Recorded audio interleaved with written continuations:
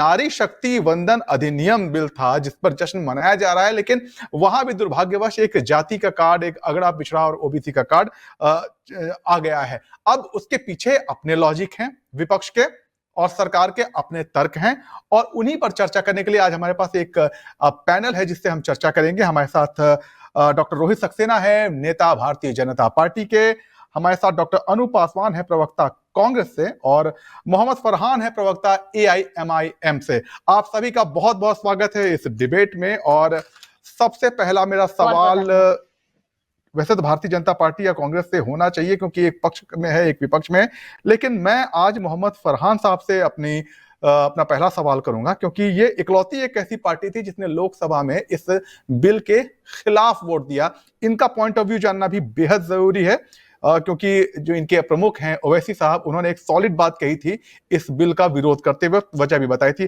फरहान साहब, एक बार वैसे तो ओवैसी साहब की बात हम सुन चुके हैं, लेकिन आपके मुंह से भी जानना चाहते हैं, नारी आरक्षण पहले होने दीजिए, महिला आरक्षण फिर होने दीजिए, उसमें फिर मुस्लिम महिलाएं और बाकी कोटा जोड़ते रहेंगे जो है, आखिर क्या वजह क्या थी कि आपने इस तरह से अचानक से विरोध ही कर दिया? कुछ तकनीकी समस्याओं की वजह से मुझे लग रहा है कि आवाज नहीं आ रही है, तो मैं अब आऊंगा रोहित सक्सेना जी के पास। रोहित जी, मैं रोहित जी से एक छोटा सा उनकी प्रतिक्रिया लेकर फिर मैं कांग्रेस के प्रवक्ता के पास आता हूं। रोहित जी, मांग उठ रही है कि इसमें ओबीसी का कोटा अलग से दीजिए और अनुसूचित जनजाति के दीजिए, या फिर इंतजार कर लेते, जातीय जनगणना का इंतजार कर लेते अगर डेटा नहीं था तो। एक बार विपक्ष की मांग सुनने में दिक्कत क्या थी आपको?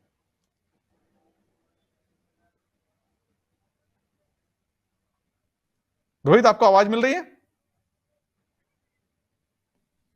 लगता है इनके साथ भी कुछ ऑडियो की समस्या है। अनु पासवान, आपको अगर मेरी आवाज मिल रही हो? जी, मेरी आवाज आ रही है आपको? सोनिया गांधी जी ने संसद में कहा कि ये राजीव गांधी के समय में लाया हुआ बिल है। एक लंबा अरसा हो गया, तो इतने समय में आपकी 1, 2 और करीब 20 साल आपकी सरकार रही। इन 20 सालों में कोटा देके फिर लागू क्यों नहीं कर दिया गया इस आरक्षण को? मामला तो आपके समय में भी लटका ही था। जी, आपको मेरी आवाज आ रही है? जी जी अनु जी, सबसे पहले मैं सभी देशवासियों को नमस्कार। देखिए, जैसा कि हमारी माननीय सोनिया गांधी जी ने कहा कि ये जो सपना है और ये जो महिला आरक्षण की जो है, ये बहुत पहले जब राजीव गांधी जी प्रधानमंत्री थे तभी इसकी नींव रख दी गई थी। और जो हमारे जो स्वर्गीय राजीव गांधी जी, जिनका सपना ये था कि महिलाओं को राजनीतिक तौर पे, आर्थिक तौर पे, सामाजिक तौर पे उचित भागीदारी मिले, जिसके तहत उन्होंने पंचायती राज में महिलाओं को 33 आरक्षण देकर आज की तारीख में वही आरक्षण की वजह से आज की महिलाओं की जो भागीदारी, 15 से 10 लाख तक महिलाएं अपना भागीदारी दे रही हैं, इस प्रतिनिधित्व कर रही हैं। दूसरी बात, जब समय समय पर ये जो इस बिल को लाया गया, 2010 की ही ये बात है, जब 2010 में ये बिल को राज्यसभा में पास करने पर जब ये लोकसभा में आया, तो जितने भी दल थे, जिसमें से बीजेपी भी था, उसने भी इसका विरोध किया। तो मैं ये जानना चाहती हूँ कि बीजेपी जो अचानक से महिला पक्षधर बन रहा है, उसको अचानक से कहा, ये किस तरीके से महिलाओं के बारे में उनको सूझबूझ ले, जब वो 2010 में खुद इसका विरोध कर रहे थे। तो ये बहुत बड़ा सवाल खड़ा था। जी, मेरी आवाज आ रही है? जी आ रही अनु, लेकिन आपके सवाल का जवाब हम लेंगे, बीजेपी प्रवक्ता से लेंगे, लेकिन जो मेरा सवाल था आपसे, अब आपने कि अगर ये बिल 20 साल आपकी भी सरकार थी और अगर अब आप कोटा की मांग उठा रही हैं, चाहे ओबीसी कोटा हो या जो भी कोटा हो, ये इसे देकर पहले ही लागू कर देना था। अगर यही मांग आपकी भी थी तो यही मांग तो जब आप सत्ता में थी तो सबसे पहले नहीं, देखिए, कोटा की मांग तो हमारी तब हो रही है जब ये हल्ला हो रहा है कि भाई ये जो महिला आरक्षण है ये लागू हो रहा है, तो अब ना हम इसमें कोटे की बात करें। मगर जब 2010 में जब ये लागू होने वाला था, जब इसका विरोध कर दिया गया, जब वो लागू हुई, तो आगे इसकी बात हम क्या करते? दूसरी बात, मैं ये बीजेपी सरकार से भी मैं जानना चाहती हूँ कि अगर आपने अभी तक ये कहा कि महिला आरक्षण बिल लागू हो रहा है, मगर खुद अमित शाह जी अब ये कह रहे हैं कि 2024 के बाद जब ये जनगणना, जातिगत जनगणना होगी, जब जनगणना और परिसीमन होगा, तभी उसके बाद ये लागू हो पाएगा, यानी 2029 में। तो मैं ये तो बीजेपी से बहुत बड़ा सवाल उठ रहा है। बीजेपी से मैं सवाल करना चाहती हूँ कि आपको इतनी जल्दबाजी हर चीज की क्यों रहती है? आपने लॉकडाउन में भी इतनी जल्दबाजी कर दी, आपने नोटबंदी में भी जल्दबाजी कर दी, और उसी तरीके बिल लाने में भी जल्दबाजी आप कर रहे हैं। आपने सब कुछ कर दिया, आपने खाना परोस दिया, आप एक भूखे इंसान के सामने आपने खाना परोस दिया, और अब आप कह रहे हैं नहीं नहीं अभी आपको नहीं खाना है, आप इसको तब खाओ जब बाकी जनगणनाएं हो जाएंगी और हम बता पाएंगे कि इसमें किसकी कितनी भागीदारी है। अभी आप बैठो, खाना आपके सामने भले ही है, मगर आप 29 में इसको आप सेवन करना। तो ये बहुत बड़ी एक विडंबना है। आपके इस सवाल का जवाब हम रोहित से ले लेते हैं। डॉक्टर रोहित सक्सेना भारतीय जनता पार्टी के प्रवक्ता हैं। हालांकि आपने मेरे सवालों का जवाब नहीं दिया कि अगर यही समस्या थी तो क्यों नहीं हुआ। पर फिलहाल आप सवाल का जवाब मैं दे चुकी हूँ। मैंने सवाल का जवाब आपके दे दिया कि हम ओबीसी अब मांग तब कर रहे हैं जब ये लोग कह रहे हैं कि मांग तो उस समय भी उठ रही थी ना, वुमेन रिजर्वेशन बिल लागू हो गया है। आप लोकसभा में इस प्रस्ताव को पेश इसलिए नहीं कर पाए थे क्योंकि जबरदस्त विरोध हो रहा था कि, और मांग हो रही थी कोटा बिटवीन कोटा की, और शायद वो एक अप्रिय स्थिति थी जिससे बचने के लिए लोकसभा में पेश नहीं किया गया। तो अगर ये समस्या आज है, अगर आप आज उस बात पे सहमत हैं, तो उस समय क्या समस्या थी? बहरहाल आपसे वापस आएंगे, लेकिन आपने जो सवाल उठाया है उसका जवाब हम डॉक्टर रोहित सक्सेना से ले लेते हैं। डॉक्टर रोहित, स्वागत है आपका। कांग्रेस का भी ये सवाल है और विपक्षी दल भी ये सवाल उठा रहे हैं कि आपने जब बिल लागू कर ही दिया तो 2029 तक का इंतजार काहे करवा रहे हैं? 24 में ही लागू कर दीजिए ना, परिसीमन होगा, सीटें बढ़ेंगी तो उसके बाद जो है कोटा बढ़ता रहेगा। वंदे मातरम दिग्विजय जी, पहले तो देशवासियों को, खासकर देश की महिलाओं को इस बिल के पास होने की शुभकामनाएं। दूसरी बात, जैसे हमारी साथी प्रवक्ता कह रही थी कांग्रेस की कि हम लेकर के आए थे, हमने किया था, हमने ये किया था, हमने वो किया था, तो इनके लचर सरकार की व्यवस्था को खुद ये सामने रख रही हैं कि इनकी सरकार इतनी लचर थी कि बिल लेकर, और उसको ये मेरी आवाज आ रही थी?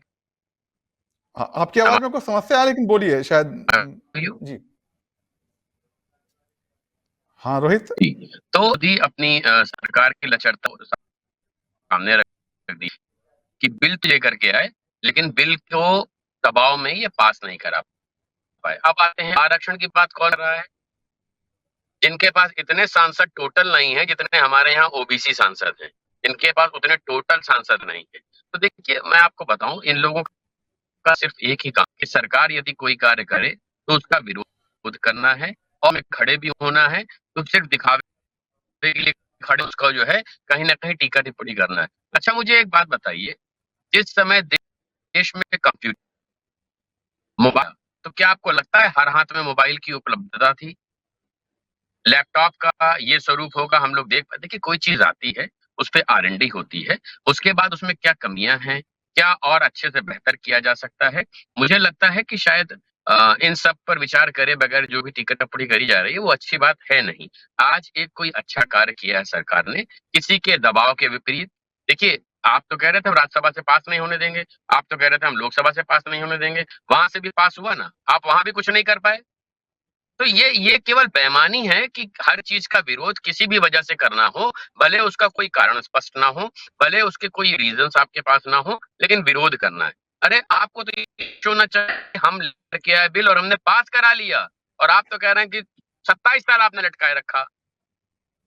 और जहां तक बात है कि 24 में लागू क्यों नहीं कर रहे हैं, जहां तक बात है 24 में लागू क्यों नहीं कर रहे हैं, उसके पीछे देखिए, जब भी कोई चीज सदन में आती है उसको एक प्रारूप के बाहर होने में समय लगता है। इसका नोटिफिकेशन चुनाव आयोग को भी जाएगा, जो पार्टी उनको भी आधार पे है। आप लोग अपने यहाँ ये सुनिश्चित करिए कि इसे देंगे और उनके हिसाब से चिन्हित किया जाएगा। क्या बात बताइए, क्या देश में ऐसी सीटें नहीं है जहां जनरल सीटें हैं और ओबीसी सांसद वहां से चुन के आए हैं, एसटी सांसद चुन के आए हैं, है ना? यदि आप में कुवत है तो आप लड़िए।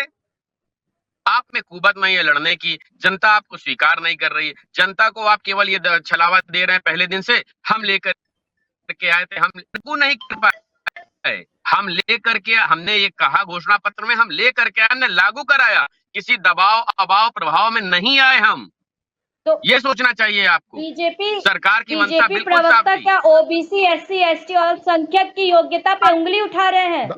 बीजेपी प्रवक्ता क्या योग्यता पे उंगली नहीं उठा रहा हूँ, इसका प्रावधान मैडम मैडम आपने खुद कहा, इसका प्रावधान आपने खुद ऑलरेडी, कहा कि अगर इसका आपके अंदर प्रावधान, कुवत है तो इसका आप लड़िए। मैंने ये नहीं इसका मतलब कहा, आप संविधान पे और संविधान में उपस्थित जहाँ तक आरक्षण का जो आप सुविधा से जो अगर बाबा आप साहब ने दिया, आप उसकी केवल उंगली उठा बोलने रहे आई हैं, आप अपने पहले अगर आप केवल बोलने आई हैं, नहीं, आप पहले समझिए। आप सुनिए भी मेरी बात। आपका टर्न था, मैं सुन रहा था। अभी मेरा टर्न है, आपको सुनना होगा। जब आपकी बारी आएगी आप फिर बोलिएगा। अभी मेरा टर्न है। मेरा ये कहना है कि यदि आज बिल लेकर के आए हैं, देखिए आरक्षण की व्यवस्था तो ऑलरेडी है, ऐसा नहीं कि जनरल इलेक्शन में आरक्षण का प्रावधान नहीं है। महिला बिल आया है, महिला बिल को लागू होने दीजिए, उसमें जो भी खामियां होंगी सरकार उसको सही करेगी। क्या समस्या है उसमें? समस्या कहाँ है उसमें, मुझे ये बताइए। ये समस्या कहाँ है डॉक्टर सक्सेना? मैं भी आऊंगा अभी आपके पास, लेकिन उसके पहले एआईएमआईएम को इस चर्चा में शामिल करते हैं। मोहम्मद फरहान के पास वापस आते हैं, पिछली बार आवाज आ रही भाई आप तक? जी जी जी जी फरहान साहब आ रही है। आपसे सवाल वही जो पहली बार पूछा था आपसे, आखिर क्या ऐसी क्या मजबूरी थी कि बिल का विरोध करना पड़ा? पहले आरक्षण होने दीजिए, उसके बाद उसमें देखते हैं कैसे आता। महिलाएं तो हर वर्ग में महिला है, वो पिछड़ी हुई है, उनको आज समान रूप से बाहर सामने लाना ही तो एक उद्देश्य है। तो उसमें कोटे के अंदर एक कोटा क्यों चाहिए था? देखिए, आपको एक बात बता दें, इस बिल का विरोध तो भारतीय जनता पार्टी की पूर्व केंद्रीय मंत्री और वरिष्ठ नेता उमा भारती जी ने भी किया, और इस बिल का विरोध तो भारतीय जनता पार्टी की सहयोगी दल के राष्ट्रीय अध्यक्ष श्री अनुप्रिया पटेल जी और वर्तमान में केंद्रीय मंत्री उन्होंने भी किया, और कहा कि विपक्ष की जो मांग है वो जायज है, सही है, ये ओबीसी को इसमें सम्मिलित करना चाहिए। मैं दूसरी बात कहना चाहूंगा मेरे भाई, वोट आप ही ने खिलाफ में दिया, लेकिन जी हाँ, हमने खिलाफ में दिया है। हमें इस बात पर गर्व है खिलाफ में देने में, क्योंकि हम ओबीसी महिलाओं के सम्मान में खड़े हैं और आखिरी दम तक खड़े रहेंगे। जिसको बुरा लगता है वो बुरा लगे, कोई दिक्कत नहीं है। हम चाहते हैं कि ओबीसी और माइनॉरिटी का भी इसमें सब कोटा निर्धारित हो। बिना इसके निर्धारित हुए ये बिल अपूर्ण है, अपूर्ण ही माना जाएगा। चाहे जितना ढोल पीट लीजिए, ये पूर्ण नहीं होगा। क्यों, आप ये बताइए। अगर जब जनगणना होगी, जब परिसीमन होगा, तो उसको 6 से 7 साल लगेंगे, तब तो जाकर यह बिल प्रभावित होगा कि बिल 24 में ही प्रभावित हो जाएगा। आप बता सकते हैं साहब कि क्या ये बिल 2024 के चुनाव में प्रभावित होगा? आपके पास इसका उत्तर है? डॉक्टर सक्सेना, आप जवाब देना चाहेंगे? बिल्कुल देना चाहूंगा। देखिए दिग्विजय, मैं जैसा कह रहा हूं कि आम चुनावों में आरक्षण का प्रावधान ऑलरेडी है, और ऐसा तो कहीं मना नहीं किया गया कि आरक्षित सीट पर महिला को खड़ा करना। दिक्कत है उसमें। अगर आरक्षित सीटें हैं तो महिलाएं अगर उसमें खड़े हो रही हैं, और ये कौन सा नया तरीका हो गया दिग्विजय जी कि उसके अगेंस्ट में वोट करके कह रहे हैं आप हम सम्मान में खड़े हैं? ये कौन सा सम्मान हो गया? आपको ये बात पता चल जाएगी। आपने महिलाओं वोट करते, आपने पूरे देश मतलब बात ये है कि दिग्विजय जी, फरहान साहब मैं आपके पास आऊंगा। फरहान साहब मैं आपके पास आऊंगा। फरहान साहब, आपने एक सवाल पूछा है, उसका जवाब डॉक्टर सक्सेना दे रहे हैं, वो सुन लीजिए। फिर कोई सवाल होगा उस पर हम आएंगे। डॉक्टर सक्सेना, बात खत्म करिए। जवाब नहीं दे रहे हैं, घुमा रहे हैं। मैं दिग्विजय जी ये कह रहा हूं कि मैं आपसे कहूं कि मैं आपके साथ खड़ा हूं, लेकिन आप पर कभी कोई संकट आए तो मैं आपका विरोध करूं और कहूं नहीं देखिए मैं आपके सम्मान में आपके साथ खड़ा हूं। ये कौन सा नया तरीका है सम्मान में साथ खड़े होने का, कि आप विपक्ष में वोट करके उसको मना करने के लिए आपने वोट किया? यदि अगर संख्या बल की स्थिति ये होती कि बिल पास नहीं करने दिया जाएगा तो आप तो उस बिल को मना कर रहे थे, इसमें कौन सा सम्मान हुआ?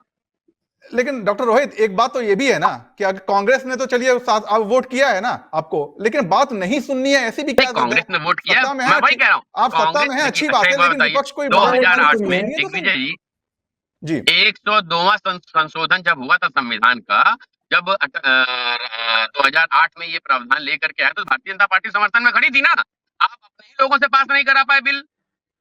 2008 में 102वां संशोधन हुआ था ना संविधान में, जब आप बिल लेकर के आए थे तो भारतीय जनता पार्टी ने आपके पक्ष में वोट किया था, नहीं किया था? आपके अपने लोगों ने बिल पास नहीं होने दिया। आपके अपने लोगों ने पास नहीं होने दिया। मुझे बताइए ना, हम तो पास करा के लाए।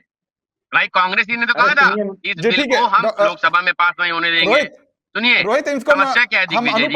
अनुपा जी जी अपनी बात समस्या खत्म करिए क्या फिर हम है? डॉक्टर अनूप के वो पास आते हैं। पार्टी जो वो पार्टी जो ये पहले दावा करती है कि इस बिल को ना हम लोकसभा में पास होने देंगे, इस बिल को ना हम राज्यसभा में पास होने देंगे, आज जब बिल पास हो गया है उनको समर्थन देने की मजबूरी थी, क्योंकि उनको पता है महिलाएं कितना प्रभावित हैं, भाजपा की कितनी दृढ़ वोटर है वो, तो उनको मजबूरी थी इनको समर्थन देने की।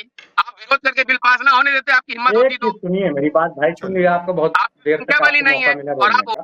ओबीसी मेरी हमारे बात 25 सुनिए में मेरे भाई। चलिए सांसद है, उसमें टोटल आपके रोहित पास नहीं है। जी रोहित आपने बात कह ली अपनी जगह में। आपने चूंकि कांग्रेस पर सीधा आरोप लगाया है तो फरहान साहब मैं पहले कांग्रेस को मौका दूंगा इनकी बात का जवाब देने के लिए। डॉक्टर अनूप पासवान अरे आपने सब एक बहुत आरोप दिया, मुझे लगा 2 रहे हैं मिनट कि आपको बोलने का गिराना मौका था तो दीजिए, आप फिर मैं जी फरहान साहब आपके पास आता हूं, देखिए, लेकिन ये आरोप कांग्रेस के पास के ऊपर है तो जवाब का हक कांग्रेस का बनता है। जी मैं बीजेपी डॉक्टर पासवान। नेताजी को एक बात बहुत स्पष्ट कर दूं कि आज की तारीख में अगर राजनीति में महिलाओं की जो भागीदारी हो रही है और महिलाएं जो राजनीति में बहुत बढ़ चढ़ के हिस्सा ले रही हैं, ये 35 साल पहले इस चीज स्वर्गीय राजीव गांधी जी ने ही की थी।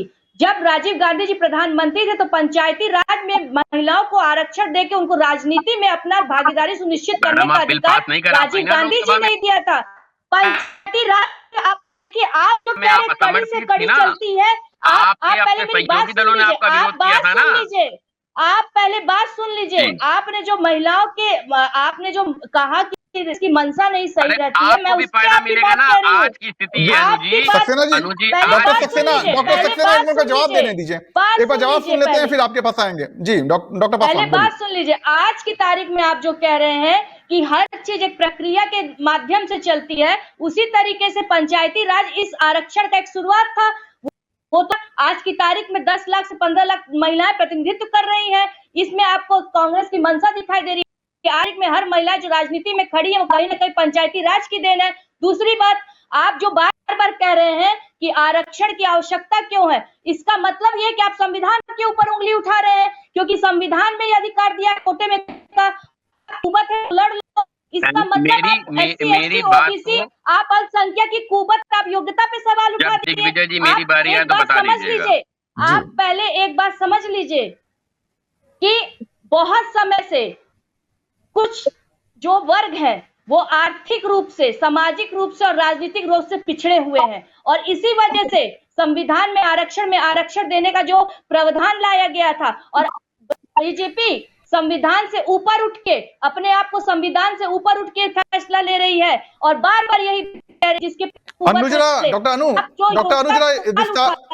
एक मिनट रोकूंगा आपको। आप ओबीसी की योग्यता पर डॉक्टर अनु आपने एक बात कही कि संविधान में आरक्षण के अंदर आरक्षण देने की व्यवस्था है, तो उसके बारे में थोड़ा विस्तार से बताएंगे कि कहां पर कहा गया है संविधान में आरक्षण के अंदर, किस मामले में कहा गया था, थोड़ा सा विस्तार से, क्योंकि काफी दर्शक ऐसे हैं जिनको नहीं पता होगी ये बात, इसलिए पूछ रहा हूं कि आपने बात उठाई है तो आप ही बताएं, ज्यादा बेहतर। जी डॉक्टर सक्सेना आता हूं। सबसे बड़ी बात, मैं अगले डिबेट में आपको इससे पूरी एक एक चीज को मैं आपको मुद्दे पे बता दूंगी कि आप किस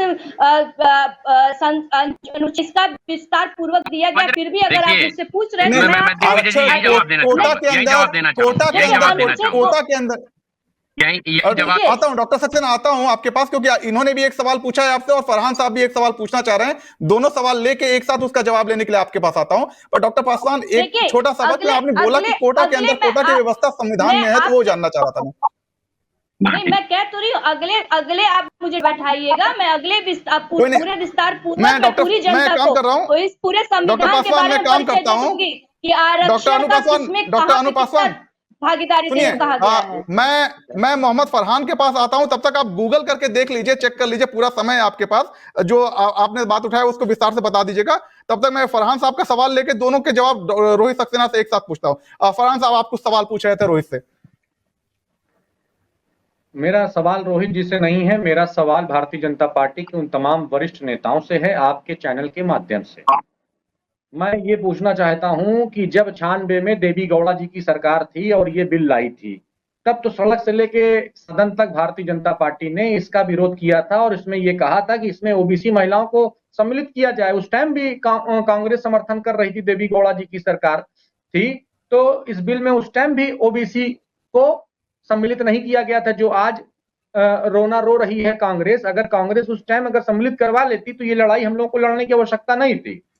और दूसरी चीज, कांग्रेस के एक नहीं कई मुखौटे हैं। कांग्रेस पार्टी ने ये बात स्पष्ट कर दी कि ये ओबीसी विरोधी हैं, ये माइनॉरिटी विरोधी हैं। ये नहीं चाहते जैन की बेटी लोकसभा के अंदर बैठकर अपने समाज का मुद्दा उठाए। ये नहीं चाहते कि बौद्ध की बेटी लोकसभा के अंदर बैठकर अपने समाज का मुद्दा उठाए। ये नहीं चाहते कि ईसाई की बेटी अपने लोकसभा के अंदर बैठकर अपना मुद्दा उठाए अपने समाज का। ना ये चाहते हैं कि मुसलमान की बेटी हिजाब पहन करके लोकसभा के अंदर बैठ करके अपने कौम का प्रतिनिधित्व करे या उसका मुद्दा उठाए। ये ओबीसी और माइनॉरिटी लोग हैं, ये इनके मुखौटे बेनकाब हो गए हैं। इनको आईना दिखाने का काम 2024 के चुनाव में किया जाएगा। भारतीय जनता पार्टी और कांग्रेस पार्टी सिक्के के मतलब कि एक ही पहलू हैं, बस फर्क इतना है एक तरफ शेर है तो दूसरी तरफ बक्कर है। जब जिसको मौका मिला उसने ओबीसी और माइनॉरिटी को रगड़ने का काम किया, और जब विपक्ष में रहे तो ओबीसी और माइनॉरिटी का राग अलापते रहे। अच्छा फरहान साहब, थोड़ा सा आप भी एक बार, मुझे अगले सवाल पे आऊंगा तो थोड़ा मुझे डिटेल में आप जानकारी जुटा लीजिए, बताइएगा कि 1996 में भारतीय जनता पार्टी ने विरोध किया था। भारतीय जनता पार्टी ने क्या विरोध किया था, क्या इसमें ओबीसी का कोटा मांगा था क्या? मैं आऊंगा आपके पास डॉक्टर सक्सेना, ये दोनों बातें आपने सुन ली, डॉक्टर अनु पासवान की और मोहम्मद फरहान साहब की। फरहान साहब आपने बात कह ली, मैं आपके पास वापस आऊंगा आपके इसका जवाब देने के लिए। फिलहाल आपने जो बोला है उसका जवाब मैं डॉक्टर रोहित सक्सेना से ले लेता हूँ। डॉक्टर रोहित सक्सेना, दो बातें, एक अनु पासवान ने जो बात कही और दूसरी फरहान साहब ने कि भाई 1996 में भारतीय जनता पार्टी ने कोटे के अंदर कोटा की मांग की थी, ऐसा था क्या? देखिए, एक जैसे अभी अनुज जी से आपने कहा कि आपने जो बात बोली है उस बात को एलाबोरेट करिए, तो इन्होंने कहा कि मैं अगले डिबेट में आऊंगी तैयारी करने। तो जब एक डिबेट के लिए आप तैयार नहीं हैं और आपको ये लग रहा कि अगले उसमें हम आएंगे फ्लोरिश होकर के तो आपको बताएंगे, तो ये बताइए महिला आरक्षण में अगर ये कहा गया कि अगले चुनाव जो 2029 में होंगे ये तो उसमें एप्लीकेबल होगा, ये कहां से गलत है? क्योंकि ये कोई छोटी प्रक्रिया नहीं है दिग्विजय जी, बहुत बड़ी पहल है, बहुत बड़ा कार्य है जिसको भारतीय जनता पार्टी ने करके दिखाया। आप डिबेट के लिए तैयार नहीं है अभी, और आप ये चाहते हैं नहीं अभी पास हुआ है तो अभी, अरे इस प्रक्रिया है, जैसे आपको तैयारी के लिए प्रक्रिया के लिए समय चाहिए वैसे ही इसकी एक प्रक्रिया है, उसके लिए एक समय चाहिए। इसमें चुनाव आयोग भी तैयारी करेगा, पार्टियां भी तैयारी करेगी, आपकी पार्टी भी तैयारी करेगी। दूसरी बात, फरहान भाई ने जैसे अभी कहा कि उन्होंने बहुत सारी चीजें गिनाई, मुझे उस पे बोलना नहीं। मुझे एक बात बताइए, मैं मुस्लिम कम्युनिटी से बहुत बहुत ज्यादा कनेक्टेड हूँ। ये जैसे बात कर रहे हैं, क्या इनको पता है? इनको तो वैसे पता होगा, मैं जनता को बता दूं, आपके श्रोताओं को बता दूं, आपके दर्शक को बता दूं कि ये जाए, इनके यहाँ सिर्फ एक जाति और बिल पास हुआ है, इसको इम्प्लीमेंट होने दीजिए। ऐसा कहाँ लिखा है संशोधन नहीं हो सकता? आप तो कहाँ से नहीं करा पाए? हम तो पास कराने के बाद संशोधन की बात कर रहे हैं, अगर जरूरत होगी तो करा जाएगा। कहां से ये बात हो गई कि नहीं भाई साहब अभी है तो अभी कर दीजिए? आप एक डिबेट के लिए अभी तैयार नहीं है और आप चाहते हैं अभी हो जाए। मनसा साफ दिखाता है कि क्या है, इनके साथ समस्या क्या है। इन्होंने जी ये जो जातिगत जनगणना की मांग, फरहान साहब एक मिनट, एक सवाल पूछ लूं मैं रोहित से। फरहान आता हूं, एक मिनट में एक सवाल पूछ लूं इनसे। रोहित साहब, ये आपने कहा कि जनगणना होगी, लेकिन अगर जातिगत जनगणना नहीं कराएंगे तो फिर फैक्ट रह जाएगा। तो क्या मतलब जातिगत जनगणना पे भारतीय जनता पार्टी सहमत दिख रही है? नहीं, मैं आपसे क्या कह रहा हूँ, मैं अभी जातिगत जनगणना की बात नहीं कर रहा हूँ। मैं कह रहा हूँ अगर मैं मुस्लिम समाज की बात करूं तो उसमें ये सारी कौम भी आती हैं, उनको आरक्षण में शामिल किया जाए, इस पे बात क्यों एआईएम नहीं उठाती इस बात को कि नहीं हाँ ये बात नहीं है? एआईएम के मुखिया साहब ने बहुत साफ कहा। मैं बात कर रहा हूँ, मैं क्योंकि इन्होंने प्रश्न किया तो मैं इनको इंगित कर रहा हूँ दिग्विजय, मैं सभी की बात कर रहा हूँ। क्या मुस्लिम समाज जो कि पिछड़ा समाज है, उनके यहाँ से शामिल करने की बात नहीं कही जा सकती थी? किसी भी पार्टी ने इस बात को उठाया? मुझे एक बात बताइए, ऐसा कोई भी पार्टी बताइए जो आज तक मुस्लिमों की राजनीति करता रहा, मुस्लिम को वोट बैंक मांगता रहा। मुझे आजादी के बाद एक बताइए किसी पार्टी ने कहा हो कि नहीं इनको शिक्षित किया जाए? माननीय नरेंद्र मोदी जी ने ये बात कही, एक हाथ में लैपटॉप एक हाथ में कुरान होनी चाहिए, यानी उनको एडुकेट करना चाहिए। एडुकेशन की बात भी भाजपा आपकी उठा रही है। यदि ये जवाब मैं फरहान साहब से, ये बात मैं फरहान साहब से ले लेता हूँ। फरहान साहब ये तो कह रहे हैं कि मोदी साहब, मेरी बात कंप्लीट ले लेंगे तो आपको 2 सवाल मिल जाएंगे। जी 30 सेकंड में अपनी बात खत्म करें।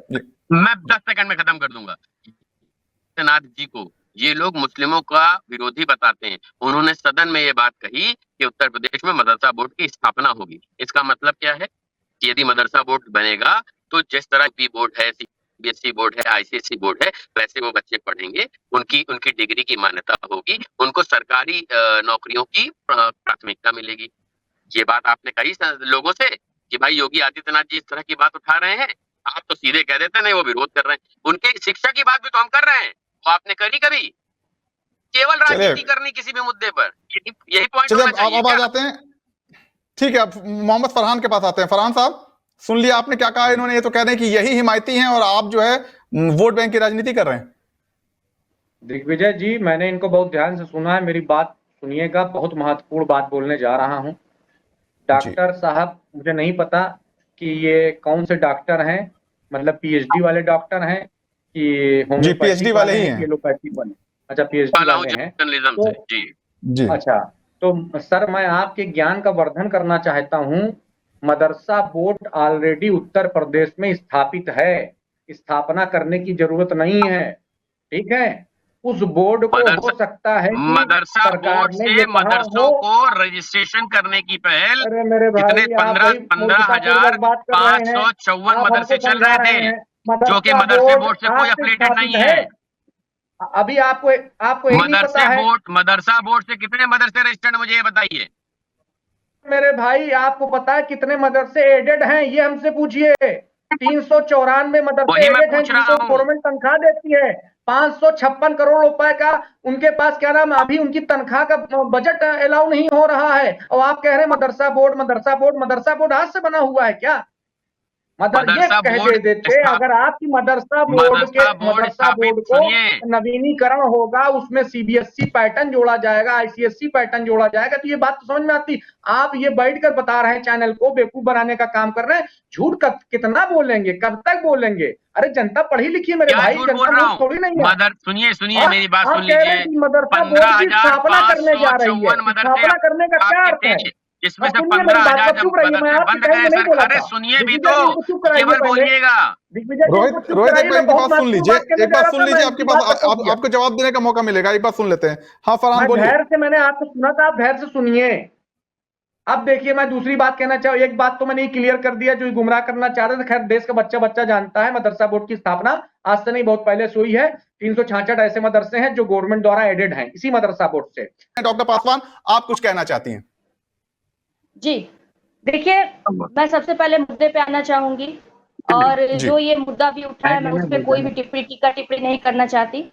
मैं सबसे पहले बस इस बात पे कहूंगी कि जो अभी कुछ समय पहले बीजेपी नेताजी ने कहा कि आपको एक डिबेट करने की भी तैयारी करनी पड़ती है, तो हमारा मुद्दा वही है। आपने मुझसे कहा कि आप किस अनुच्छेद में संविधान के बारे में हमको बता दीजिए। देखिए, बहुत सारे मुद्दे ऐसे गंभीर होते हैं जिसको हम एकाएक बात नहीं कर सकते, और ना एकाएक हम उस पर फैसला ले सकते हैं बिना तैयारियों के। हमारा मुद्दा यही है। आपने मुझसे, और मैंने साफ सीधे इसको कहा कि मैं अगले डिबेट में बहुत अच्छे तरीके से एक एक लाइन के तहत, संविधान के एक एक लाइन के तहत अपनी देश की जनता को इसकी बारीकियों को समझाना चाहूंगी, मगर मुझे उस तक ये मुझे वक्त दीजिए। मेरा सवाल बीजेपी से यही है कि आपने बिना तैयारी के जो वुमेन रिजर्वेशन बिल को पेश कर दिया, और अब आप कह रहे हैं कि 2029 में ये लागू होगा, तो आप क्या देश की उन तमाम महिलाओं को ये साफ स्पष्ट कहेंगे कि अभी आप जिस चीज की मिठाई बांट रही हैं, जिस चीज का स्वागत कर रही हैं, जिस चीज को आप अपना मान रही हैं, वो अभी अपना नहीं, 2029 में ये लागू होगा, और 2024 में जो महिलाएं चुनाव लड़ने के लिए, अपनी भागीदारी देने के लिए जो चाह रही है, वो क्या ये आने वाले 2029 तक आप अभी भी इंतजार करिए। अभी भी 2024 में और आने वाले चुनाव में आपको इसमें कोई भागीदारी नहीं मिलेगी। आप देश की गांव की जगह जगह जो आपने जगह जगह ढिंडोरा पीट दिया, मिठाई महिलाएं बांट रही हैं, आपके कार्यकर्ता बांट रही हैं। हमने तो इस चीज के लिए अभी भी कहा कि तैयारी के बिना कभी भी कोई बात नहीं करनी चाहिए। आपने लॉकडाउन में भी यही जल्दबाजी की, आपने नोटबंदी में भी यही जल्दबाजी की, और आपने महिला रिजर्वेशन के अधिकारों, महिलाओं के अधिकारों में भी यही जल्दबाजी। अभी हाँ, चलिए इस बात का जवाब लेते हैं उनसे। हालांकि 2010 के करीब राज्यसभा में पारित हो चुका था 2009-10 में, और तब से महिलाएं इंतजार ही कर रही थी। लोकसभा भंग भी हो गई 2014 की, आपने भी इंतजार ही करवाया, जो आप उनको कह रही हैं, आपने भी इंतजार ही करवाया, लेकिन हम उसका एक और अब जो है इनको दे रहे हैं, उसका एक रास्ता आपने जो कहा, आपने उसका नहीं, एक रास्ता आपका जवाब हम लेंगे, लेकिन आपने जो किया वो सही नहीं हो जाता। जनगणना नहीं, मैं ये कह रही हूँ उसका एक रास्ता आज हमारे माननीय राहुल गांधी जी इनको दे रहे हैं कि आप जो ये लागू करवा रहे हैं इसको आप अभी कभी पारित करवा सकते हैं। 2011 में जो कांग्रेस सरकार में जनगणना हुई उसके आधार पे आप इसको लागू करवा दीजिए, आगे क्या है आपको ना जो संशोधन करना होगा आप उसमें संशोधन कर दीजिएगा। डॉक्टर पासवान, क्या है कि इस वक्त डॉक्टर मनमोहन सिंह प्रधानमंत्री नहीं है जिनको राहुल गांधी आदेश देते हैं, नरेंद्र मोदी प्रधानमंत्री हैं, तो राहुल के साथ थोड़ा सा कंफ्यूजन हो गई है। अगर आपके हिसाब से चलना होता, लेकिन फिर भी उनसे पूछते हैं, डॉक्टर सक्सेना, राहुल गांधी आपको बता रहे हैं कि कैसे सरकार चलानी है, कैसे बिल पास कराना, आप राहुल गांधी की बात क्यों नहीं मान रहे हैं? आखिर बता रहे हैं राहुल गांधी आपको क्या करना चाहिए, क्यों नहीं बता रहे हैं? राहुल गांधी की बात उनकी पार्टी नहीं मान रही, हम लोग क्या मानेंगे? बात सुन तो लीजिए, आप बात तो सुन भी नहीं रहे। जी देखिए, नहीं सुनिए, मैं आपको बताऊं है क्या समस्या क्या है। हम लेकर के आए, ऐसा अभी उत्तर प्रदेश में भी हुआ जब कानपुर की मेट्रो की बात हुई कि कहा गया नहीं भाई ये तो फला पार्टी ने जो है इसकी शुरुआत करने से नहीं, उसको अमली जामा पहनाने से होती है। हम और आप भी तो बहुत सोचते हैं हम ये कर लेंगे, फलाने वो कर लेंगे, हमारे खानदान में सोचा गया था भाई हम ये कर लेंगे। बात ये होती कि उस खानदान के किस वंशज ने इस कार्य को करके दिखाया है, तो इस कार्य को बीजेपी ने करके दिखाया। अगर उसने कहा 14 के घोषणा पत्र में, 19 के घोषणा पत्र में, तो 19 में ही करके दिखा दिया आपको कि अब जैसे हमारी साथी प्रवक्ता अनु जी कह रही हैं कि इन्होंने जल्दबाजी करी, तो आपको फिर साधुवाद देना चाहिए कि जल्दबाजी में भी हमने बिल तो पास करा लिया, आप तो भी नहीं रोक पाए। आप रोक लेती कि नहीं जल्दबाजी हम नहीं होने देंगे, क्यों तो नहीं रोक पाएंगे। चलिए ये कांग्रेस एक बार सुनिए, मैं आता हूँ, रोकेंगे इसको, मैं 1 मिनट रोकूंगा, 1 मिनट रोकूंगा डॉक्टर अनु, 1 मिनट में रोकूंगा डॉक्टर अनु पासवान, मैं 1 मिनट रोकूंगा। आपके ही राहुल गांधी जी ने क्या कहा है असल में, जिसका बार बार आप कोट कर रही हैं जिस बयान को, हम एक बार दर्शकों को यह सुना देते हैं कि असल में राहुल गांधी ने क्या कहा है, उसके बाद आप तीनों की प्रतिक्रिया लेते हुए चर्चा को वाइंड अप करेंगे। प्रोड्यूसर साहब से मैं कहूंगा आपने कि पहले वो बयान सुनाएं कि राहुल गांधी ने क्या कहा है, और उसके बाद हम बात करते हैं अपने गेस्ट से।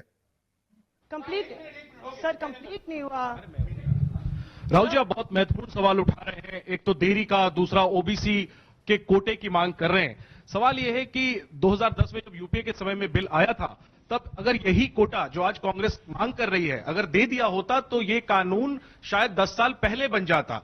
तो ये जो आपसे सवाल पूछा जा रहा है कि आज आप कोटे की बात कर रहे हैं ओबीसी की, क्योंकि आप विपक्ष में हैं, जब सत्ता पक्ष में आप बिल लेकर आए थे उस समय ओबीसी कोटा क्यों नहीं था, और क्या इसका आपको रिग्रेट है, अफसोस है कि उस समय ओबीसी कोटा नहीं दिया कांग्रेस ने? 100% रिग्रेट है, 100% रिग्रेट है।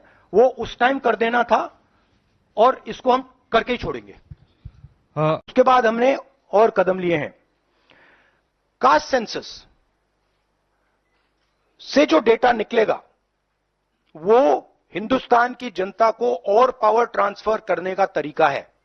मैं कह रहा हूं कि हिंदुस्तान के जो ओबीसीज हैं, दलित्स हैं, ट्राइबल्स हैं, बाकी लोग हैं, महिलाएं हैं, उनको हमने ट्रांसफर ऑफ पावर करना है। उनके लिए हमें पावर ट्रांसफर करना है, उनके हाथों में पावर डालनी है। फाउंडेशन वो है, और कास्ट सेंसस की जरूरत है, क्योंकि उसको समझे बिना हम ये कर ही नहीं सकते।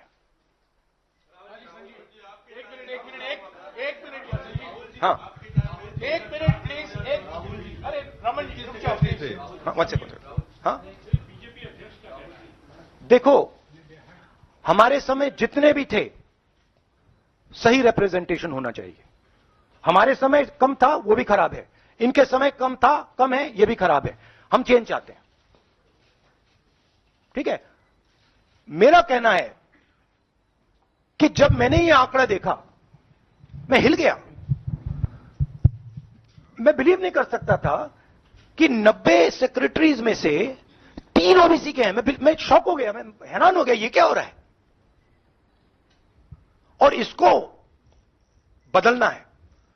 हिंदुस्तान के जो आम जनता है, गरीब जनता है, उनको पावर देना। Not being implemented now. The problem is The problem is the implementation. So what they have said is, we are placing a bill on the floor of the House, but we will implement it 10 years from now. What does that mean? That's like the Prime Minister saying, we are going to place a bill on OBC caste census in the floor of the House, and we're going to do it in 30 years. What does it mean? Means nothing. So, we agree with the bill. Remove these two clauses and make it happen today. And don't insult the intelligence of India's women.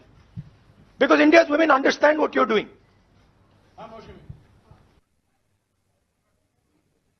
चलिए, बहुत संक्षिप्त में एक एक प्रतिक्रिया आप सभी की। डॉक्टर अनु, सबसे पहले आपके पास, आप जो कह रही थी राहुल गांधी ने तो खुद मान लिया कि 2010 में गलती हो गई थी। जी जी, देखिए मैंने तो स्पष्ट कहा है, जब हमारे शीर्ष नेतृत्व कम से कम इतना तो है कि वो अपनी कमियों को मान रहे हैं कि उनकी जो कमी थी वो आगे उनकी सरकार में आने वाले अगर वक्त में देश की जनता उन्हें अपना स्नेह प्यार देगी तो उसको कमी को पूरा भी करेंगे। मगर क्या आज बीजेपी अपनी कमियों को मानने को तैयार है? ये तो अपनी गलती तक नहीं मान रही। आपके न्यूज चैनल में बैठ के इन्होंने जो कहा वो तो उस पर भी नहीं मान रहे कि हमसे गलती हो गई। तो ये बहुत बड़ा एक वो उन्होंने मान लिया पे जाता है सवाल। नहीं, बिल्कुल नहीं माना, मैंने तो नहीं सुना। आपने सुना? इनकी मंशा पर सवाल है, इनकी मंशा पर सवाल है। मोहम्मद फरहान, आपकी एक संक्षिप्त प्रक्रिया, फिर रोहित के पास आके चर्चा को खत्म करेंगे। देखिए, आज जिस तरीके से आपके इस प्लेटफॉर्म पर अंसारी समाज और राइन समाज के बारे में अभद्र और अशोभनीय और जाति सूचक शब्द का इस्तेमाल किया गया है, मैं इसके लिए भारतीय जनता पार्टी के वरिष्ठ नेताओं को पत्र लिखकर उनसे उनकी प्रतिक्रिया और इनके खिलाफ कार्रवाई की मांग करूंगा, और अगर कार्रवाई नहीं होती तो इस पर आंदोलन करूंगा। क्योंकि ये जो किया गया है आज बहुत ही अभद्र है, इसकी कहीं कोई मतलब की जगह नहीं है, इसकी निंदा और भर्त्सना की जाती है। क्योंकि इन्होंने जिस तरीके से अंसारी समाज को और राइन समाज के बारे में शब्दों का इस्तेमाल किया है, मुस्लिम समाज भी नहीं कभी कहता इस बारे में। और राहुल गांधी के बोलने पर कुछ प्रतिक्रिया आपकी? अभी कुछ नहीं बोलेंगे क्योंकि बहुत दिल अंदर से दुखा है, किसी पर कोई प्रतिक्रिया नहीं देंगे। एक अच्छे प्लेटफॉर्म पर बैठ करके जिसको लाखों व्यूवर्स हों, उस पर क्या नाम है इस तरीके से समाज को बारे में अशोभनीय अमर्यादित टिप्पणी की जाए और आप उससे कहें कि इस पर क्या कहेंगे, उस पर क्या कहेंगे। ये मोहम्मद फरहान, जो टिप्पणी हुई थी उस पे इस प्लेटफॉर्म ने जितने सख्त लहजे में टोका है, शायद किसी और प्लेटफॉर्म पे नहीं टोका जाता। तो कृपया करके ये ना कहें कि हम मुद्दे को विषयांतर कर रहे हैं। इनके खिलाफ कार्रवाई होनी चाहिए, आप मांग करेंगे? मोहम्मद फरहान, हमने उस बयान को खारिज कर दिया, वो उनका व्यक्तिगत बयान था और उनको खेद व्यक्त करना पड़ा है। मोहम्मद फरहान उस पर करेंगे, आप मांग नहीं कर पा रहे हैं। आप भी इसका मतलब मांग क्या करनी है?